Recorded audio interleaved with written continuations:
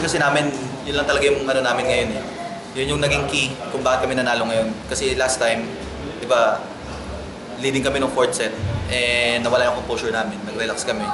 Ngayon, leading pa rin kami ng fourth set, buti na lang yung composure namin all throughout the game nandun kahit nakakalamang sila or nakakalamang kami. At yung composure namin hindi na mawala. Coach, yung last time out nyo, yung bumabol sila, naging 22-20, ano yung huling instructions mo? Na ano, we just need one good receive para mawala yung momentum dun sa kabila. And sabi ko naman sa kanila, yun nga, composure is the key.